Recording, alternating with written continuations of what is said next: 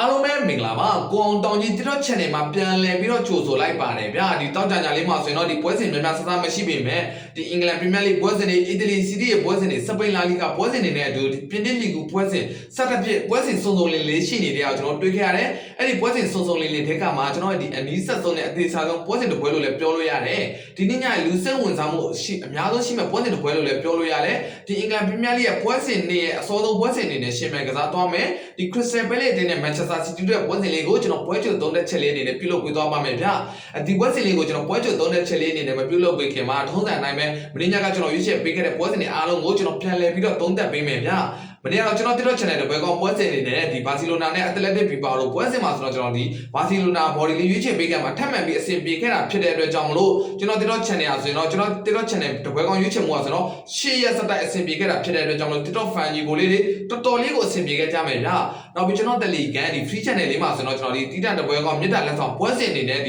ီမနေ့ကဂျာတာပရီညတရက်ထဲမှာဆိုရင်ကျွန်တော်6ပွဲတိရွေးချယ်ပေးခဲ့မှာခုနှစ်ပွဲတော့တရားရခင်တော့အပြည့်အနိုင်ရရှိခဲ့ပြီးတပွဲတည်းတပွဲတာလည်းရှုံးနေခဲ့တာဖြစ်တဲ့အတွက်ကြောင့်မလို့ TikTok channel ညီကိုလေးတွေလည်းတော်တော်လေးကိုအဆင်ပြေလေးကြမယ်ဗျာနောက်ပြီးကျွန်တော် Telegram ဒီ VIP channel လေးမှာဆိုရင်တော့ကျွန်တော်တီးတက်တပွဲကောင်ခြေပြောင်းပွဲစဉ်တွေလည်းကျွန်တော်နှစ်ပွဲတိရွေးချယ်ပေးခဲ့မှာနှစ်ပွဲစလုံးကတရားရခင်တော့အပြည့်အဆင်ပြေခဲ့တာဖြစ်တဲ့အတွက်ကြောင့်မလို့ကျွန်တော် Telegram ဒီ free chat ကျွန်တော် Telegram ဒီ VIP channel မှာဆိုရင်လည်းကျွန်တော်ဒီ4ရက်စတိုက် all win 2 share နိုင်ခဲ့တာဖြစ်တဲ့အတွက်ကြောင့်မလို့ကျွန်တော် Telegram ဒီ VIP ကို join တဲ့ညီကိုလေးတွေလည်းတော်တော်လေးကိုအဆင်ပြေခဲ့ကြမယ်နော်နောက်ပြီးဒီမနေ့ကဂျာတာပလင်းညတညတဲ့အတွက်ကျွန်တော်ဒီရွေးချယ်မှုပွဲစဉ်စုစုပေါင်းအားလုံးအောင်ဆိုရင်တော့ကျွန်တော်ဒီ12ပွဲတိရွေးချယ်ပေးခဲ့မှာ10ပွဲတော့တရားရခင်တော့အပြည့်အနိုင်ရရှိခဲ့ပြီးတပွဲတည်းတပွဲကလည်းအဆင်မပြေမှုလေးဖြစ်ခဲ့တာဖြစ်တဲ့အတွက်ကြောင့်မလို့ကျွန်တော် channel ကို join ထားတဲ့ညီကိုတွေအားလုံးရောကျွန်တော် TikTok fan ညီကိုတွေအားလုံ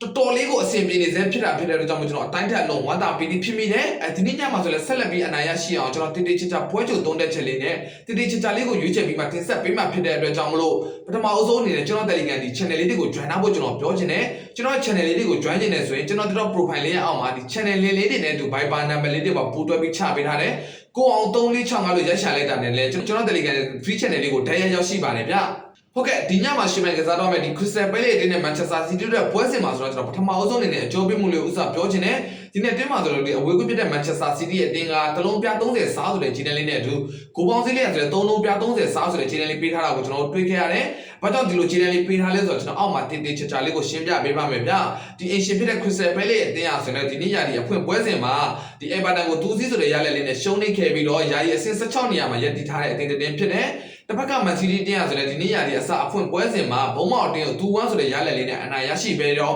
ယာယီအဆင့်8နေရာမှာရပ်တည်ထားတာကိုကျွန်တော်တွေ့ခဲ့ရတယ်ဗျာတစ်ဖက်ရှိဖြစ်တဲ့ Crystal Palace အတင်းရဆိုတဲ့ဒီပြီးခဲ့တဲ့ရာဒီအင်္ဂလန်ပရီးမီယာလိရဲ့မက်ပေးဆက်မှာအဆင့်15နဲ့ပဲရာဒီပြီးဆုံးခဲ့တယ်ဆိုပေမဲ့ဒီ UEFA Euro Conference League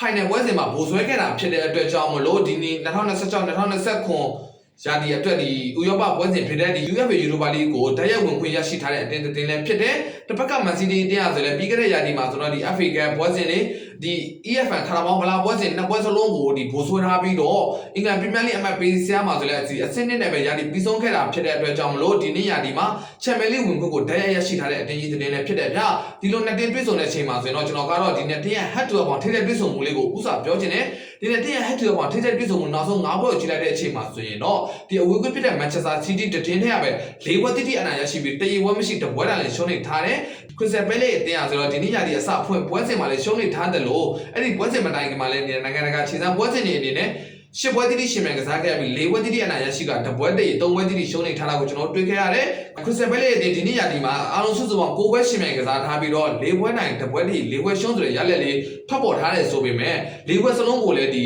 ီရှုံးနေခဲ့တဲ့၄ပွဲစလုံးကိုလည်းတကူမှပြန်သွင်းနိုင်ခြင်းမရှိဘဲနဲ့၄ပွဲစလုံးကို clean sheet အနေနဲ့ရှုံးနေခဲ့ပြီးတော့အဲ့ဒီရှုံးနေခဲ့တဲ့၄ပွဲမှာဆိုလည်းဒီ12ဂိုးတိတိဂိုးတွေပေးခဲ့ရတာဖြစ်တဲ့အတွက်ကြောင့်မလို့ Crystal Palace အတင်းကတိုက်စစ်ပိုင်းမှာလည်းတော်တော်လေးအားနည်းချက်ရှိတယ်လို့ခံစစ်ပိုင်းမှာလည်းအမှားများပြီးဂိုးတွေပေးခဲ့တာဖြစ်တဲ့အတွက်ကြောင့်မလို့တိုက်စစ်ပိုင်းအောင်ခံစစ်ပိုင်းအောင်တော်တော်လေးကိုအားနည်းချက်ရှိနေတာကိုကျွန်တော်တို့တွေ့ခဲ့ရတယ်တစ်ဖက်ကမန်စီးတီးတင်းရဆိုလည်းဒီနေ့ရာဒီအဖွင့်ပွဲစဉ်မှာအနိုင်ရရှိထားတယ်ဆိုပေမဲ့ရာဒီဂျိုပွဲစဉ်အနေနဲ့ဒီ Community Shield ဖလားပွဲစဉ်မှာဆိုတော့ Arsenal ကို clean sheet အနေနဲ့ရှုံးနေထားတယ်ဒါအပြင်အဲ့ဒီပွဲစဉ်တွေမတိုင်ခင်မှာဆိုတော့ဒီနိုင်ငံတကာခြေစမ်းပွဲ3ပွဲတိတိရှင်မြန်ကစားခဲ့ရမှာမိနစ်90အတွင်းရှုံးပွဲလုံးဝမရှိခဲ့ဘဲနဲ့တပွဲတည်းနှစ်ပွဲတိတိအနိုင်ရရှိခဲ့တာကိုကြည်ချင်းအဖြစ်မန်စီးတီးအတင်းကလည်းဒီနေ့ရာဒီအစမှာ9ပွဲတိတိရှင်မြန်ကစားထားပြီး3 3ပွဲနိုင်တပွဲတည်းလည်းရှုံးနေထားတာဖြစ်တဲ့အတွက်ကြောင့်လို့ Man City အတင်းနေနဲ့လက်ရှိရှင်းစမ်းမဲ့လက်ရှိကားတဲ့ပုံမှာတော်တော်လေးကိုတည်ငြိမ်နေစေဖြစ်တယ်လို့ကျွန်တော်ကမြင်မိတယ်။ဒါကြောင့်မလို့ဒီနေ့ကပွဲစဉ်မှာ Man City အတင်းနေနဲ့အဝေးကွင်းဖြစ်တော်ညာလဲလက်ရှိရှင်းစမ်းမဲ့လက်ရှိကားတဲ့ပုံမှာလည်းတည်ငြိမ်နေတယ်လို့ထိတဲ့တွစ်ဆုံမှုတွေမှာပြက်သားလေးအနိုင်ရရှိထားတာဖြစ်တဲ့အတွက်ကြောင့်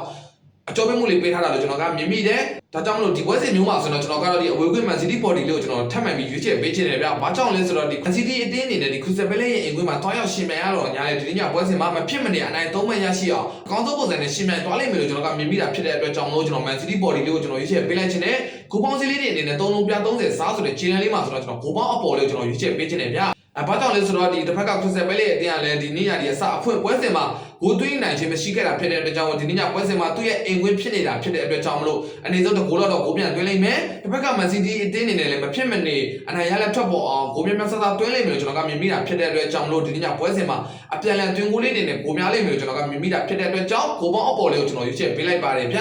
ဟုတ်ကဲ့ဒါကြောင့်မို့လို့ဒီတောက်ကြညမှာရှင်မြန်ကစားတော့မယ်ဒီ Crystal Palace နဲ့ Man City တို့ပွဲစဉ်မှာဆိုတော့ကျွန်တော်ကတော့ဒီအဝေးကွင်း Man City body လေးနဲ့အတူကျွန်တော်ဂိုးပေါင်းအပေါ်လေးကိုထပ်မှန်ပြီးရွေးချယ်ပေးလိုက်ပါတယ်ဗျကျွန်တော်ရွေးချယ်မှုပွဲစဉ်လေးကိုချင်းမိတ်ဆွေတို့အသွေးတူတဲ့အကြိုက်တူတွေဆိုတော့ယူလို့ရပါတယ်အသွေးမတူရင်တော့ဘက်ကန်နိုင်ကြပါတယ်ဗျရလက်ကောင်းလေးတွေရရှိပါစေလို့လည်းကျွန်တော်စုမုံကောင်းတောင်းပေးလိုက်ပါတယ်နောက်ဆုံးတစ်ချက်အနေနဲ့ကျွန်တော်ဗီဒီယိုလေးကိုအဆုံးထိကြည့်ရှုပေးကြတဲ့ညီကိုတို့တယောက်ချင်းစီတိုင်းကိုကျွန်တော်ကတော့ကျေးဇူးအထူးတင်ရှိပါတယ်ပြောချင်တယ်ပဲကျွန်တော်ဗီဒီယိုလေးကိုအဆုံးသတ်လိုက်ပါတယ်ဗျ